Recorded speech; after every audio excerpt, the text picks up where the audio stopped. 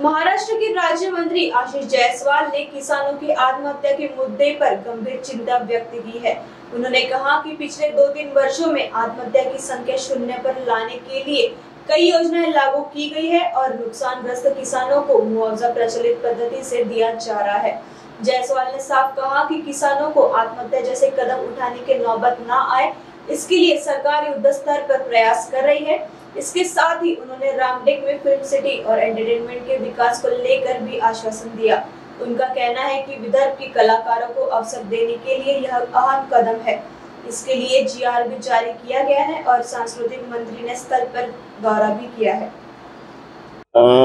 ही बात सत्य आहे की शासनाने खूप प्रयत्न केले, आत्महत्येची संख्या खूप मोठ्या प्रमाणामध्ये आपण कमी करण्यामध्ये यश आलं। तो आकडा शून्यावर न्यायचा आहे, त्यासाठी मागील 2-3 वर्षांमध्ये अनेक योजना या संदर्भामध्ये करण्यात आल्या आणि आपल्या प्रचलित पद्धतीनुसार जे काही शेतकऱ्यांना जेव्हा शेतकऱ्यांचं नुकसान होतं, मग HDRF NDRFचा निकष असो की आपल्या मदत पुनर्वसन विभागाचा विषय असो, आपले जे प्रचलित धोरण आहे त्यानुसार सर्व शेतकऱ्यांना आपण ते मदत करत असतो आणि ती मदत करण्यात येईल। आवश्यक त्या पंचनामे करून तशा पद्धतीचा अहवाल शासनास सादर करण्याच्या सूचना दिलेल्या आहेत। शेतकरी आत्महत्या करू नये यासाठी खूप युद्ध स्तरावर शासन स्तरावर प्रयत्न सुरू आहे आणि त्यासाठी आवश्यक त्या सर्व उपाययोजना करण्यात येत आहे आणि भविष्यात हा आकडा आज कमी झाला, परंतु त्याला आपण शून्यावर नेण्याचा प्रयत्न भविष्यात। येलोमध्ये नुकसान झालं त्याचे पंचनामे अजून सुरू झाले नाही, पावसाचे पंचनामे सुरू आहे नाही। ज्या पद्धतीचे लोकांचे लोकप्रतिनिधींची माहिती आहे, आम्ही विभागाला अलर्ट मोडमध्ये ठेवलेला आहे आणि अनेक शेतकरी थेट देखील आम्हाला तक्रार करतात। महाराष्ट्राच्या अनेक शेतकऱ्यांचे फोन येतात, मेसेज येतात, त्या दृष्टीने आपण दखल घेऊन त्यासाठी ऑलरेडी पूर्वी सूचना दिलेल्या आहे आणि ज्यांच्या तक्रारी आहेत त्यांची देखील स्पेशल दखल आपण घेतो। फिल्म सिटी बाबत काल जागेची पाहणी केली, लवकरच जागेचं हस्तांतरण होणार आहे। विदर्भासाठी मोठं अचिव्हमेंट म्हणता येईल।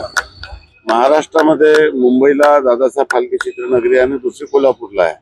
आपल्या सर्वांना कल्पना आहे की प्रत्येक राज्याची एक स्वतंत्र चित्रनगरी असते आहे।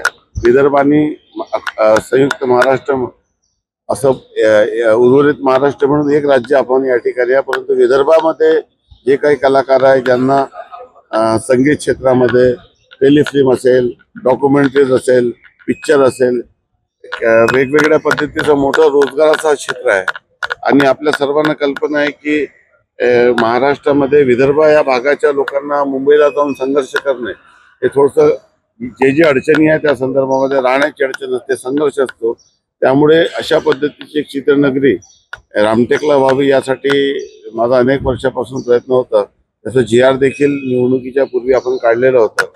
जागेच्या संदर्भामध्ये DPR तयार करणे, कन्सल्टंट येऊन सर्व जागेची पाहणी केली आणि पाहणी करून कशा पद्धतीने हा व्यवहारिक करता येईल, फिल्म सिटी सोबत एंटरटेनमेंट सिटी देखील कशा पद्धतीने करता येईल आणि त्यातून त्याला व्हायबल कसं करता येईल त्या दृष्टीने प्रयत्न सुरू आहे। काल सांस्कृतिक कार्यमंत्री आले होते आणि त्यांनी जागेची पाहणी करून आज मुंबईला बैठका त्याच्या भविष्याचा निर्णय आपण करणार।